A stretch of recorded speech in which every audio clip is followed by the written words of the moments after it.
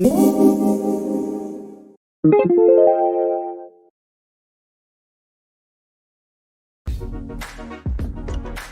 bonjour Julien, vous avez lancé votre franchise depuis plus de 6 mois maintenant.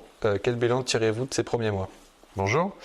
Des premiers mois très positifs. Là, on est au mois d'octobre. Ça fait à peu près 5 mois qu'on a démarré les chantiers. On a démarré les chantiers au mois de juin, comme prévu dans le business plan, donc très très positif. J'ai recruté une équipe de 3 façadiers et on a démarré la vente des chantiers dès le premier mois avec succès au mois de février. Donc l'agence a ouvert officiellement début février. En quoi l'accompagnement de KB de Façade a facilité le succès de ces premiers mois?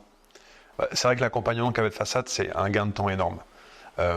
Au niveau commercial, la formation est très très solide. Sur les premiers rendez-vous, on est aussi accompagné, donc on n'est pas tout seul. Donc ça, c'est rassurant pour un nouveau candidat comme moi. On est accompagné aussi pour les premiers chantiers. Donc tout ce qui va être mis en place, des chantiers préparation, les premières commandes, tout le réseau de fournisseurs, les potentiels problèmes techniques auxquels on ne sait pas forcément répondre quand on débute.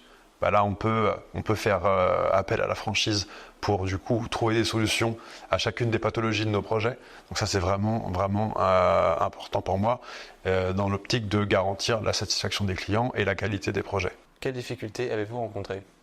Alors, c'est vrai qu'au lancement, ce qui est un peu compliqué, c'est d'amener des potentiels clients à nous faire confiance, alors que concrètement, on n'a pas fait de chantier au niveau local. Même si on a le support de la franchise et des références au niveau national, au niveau local, c'est pas encore le cas.